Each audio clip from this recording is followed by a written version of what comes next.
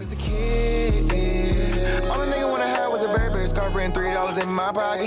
Instead I got beat with a switch, but I don't give a fuck, but it's on my body. Scars all up on me, but I run around from everybody. Life lesson learned, I better learn from this bitch, nobody. She pushed me around, she didn't give no motherfucks about it. She broke my heart 3 times, but I ain't getting... It is time for me to be honest with you guys. Carson Wentz is holding back the Philadelphia Eagles. The Eagles lost to the Browns today, 22-17. And with this loss, the Eagles fall to 3-6-1 on the year. And the only chance the Eagles have of making it to the playoffs is if they win this terrible division, which is the NFC East. Or what a lot of people are calling it, the NFC Least. So Carson Wentz in this game against Cleveland was 21-35 passing, 235 pass yards, 2 touchdowns, and 2 interceptions.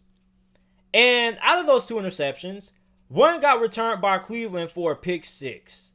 So Carson Wentz on the year has thrown 14 touchdowns and 14 interceptions. I think it is time for Philadelphia to bench Carson Wentz and to start Jalen Hurts. Now, there are going to be 2 excuses that Eagles fans are going to use in the defense of why Carson Wentz should not be benched. The first reason is going to be that Eagles fans are going to say that Carson Wentz doesn't have any time around him, which is false. Because the wide receiver position is as healthy as it has been since the offseason when we were all locked down in quarantine.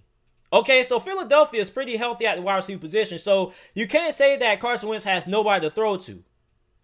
You can't use that argument. Now, you can't say that the offensive line isn't great, but Carson Wentz took Philadelphia to the playoffs last year behind a not-so-great offensive line. And if you want to be a little bit more technical, Joe Burrow has outplayed Carson Wentz behind even just as bad offensive line in Cincinnati, which Joe Burrow is now injured. He's out for the year. He suffered a season-ending injury against Washington. But when he was on the field before his season-ending injury, he has thrown 13 touchdowns to 15 interceptions and has been sacked 32 times, which is 3 less than Carson Wentz. So Carson Wentz has been outplayed by a rookie quarterback in Joe Burrow behind a bad offensive line. So I don't really want to hear any excuses when it comes to Carson Wentz not having a great supporting cast around him, because he does. The second excuse is going to be that people are going to say, well, JT, the Eagles can't bench Carson Wentz because we're paying him too much money. Let me tell you guys something. Money wasn't the issue for Philadelphia when they decided to draft Jalen Hurts in last year's NFL draft in the 2nd round. Okay? Nobody was thinking about Carson Wentz's contract then when they decided to draft Jalen Hurts. Philadelphia in the 2nd round could have used that draft pick. Instead on Jalen Hurts, they could have used it on a wide receiver, another offensive lineman, a defensive lineman, a cornerback, a linebacker, a safety. They could have used that 2nd round pick on plenty of other positions, but they used it on Jalen Hurts. So if Carson Wentz's contract wasn't an issue and Philadelphia felt comfortable enough to draft another quarterback, why is it an issue when it comes to benching Carson Wentz? Okay, because you drafted Jalen Hurts with a 2nd round pick. So if you use the 2nd round pick on the quarterback, I'm not understanding why there's a lot of controversy and a lot of, decision making that has to go into the decision to bench Carson Wentz for Jalen Hurts. Because you did waste a 2nd round pick on him. So if you weren't going to start Jalen Hurts, why use the draft pick to draft him? Doesn't make a lot of sense to me. And nobody was worried about Carson Wentz's contract then and the Philadelphia Eagles front office when they drafted Jalen Hurts, because if that is the issue for why Carson Wentz cannot be benched, then that should have been the reasoning for why Philadelphia should have drafted Jalen Hurts. Because you would think that if you're paying a guy so much money, that you wouldn't even think about drafting the quarterback in the 2nd round. And just because you're paying a guy a lot of money doesn't mean you can't bench him. Let me tell you guys something. If you buy a house and the house, after 8 months living in it, has a lot of things wrong with it. It has leaks, the floor is squeaky, and there's a bunch of problems with the house. Why are you going to pay for a house, or why are you going to keep paying for something that isn't great, that isn't up to the level of your liking? Why? Why would you keep paying for a car that keeps breaking down and doesn't work? Doesn't make a lot of sense to me. So if something doesn't work and you're investing money into something and you're not getting the performance that you are expecting with the money that you're paying for the product or item that you have, such as a house or a car, then you have the right to move on from it. Do not let money keep you attached to certain things in life. That's the problem for a lot of people. A lot of people make decisions because they're just too attached to the money. Let me tell you guys something. Money should not be a reason for why you should move on from something. If the car doesn't work, the car doesn't work. Sell it or give it back to the people and get another one. If the house isn't up to your liking and doesn't live up to your living condition expectations, get rid of the house and get another one. For Philadelphia, Carson Wentz is not playing how he is supposed to, and he's not living up to the level of that contract. If you're Philadelphia, you should move on from him, bench him, and start Jalen Hurts and go from there. And then in the offseason, try to trade him or get rid of him. Do what you have to do. But Carson Wentz is holding back Philadelphia's offense. And he's holding back this Philadelphia Eagles team because Philadelphia has lost a lot of games because of Carson Wentz's poor performance. Stop making up excuses for mediocrity. Carson Wentz is holding back Philadelphia. People are still attached to Carson Wentz MVP season from 2017. That's all I hear people talk about. Well, JT, he was the front runner with NFL MVP in 2017. Let me tell you guys something. The world is always changing. Things are always changing.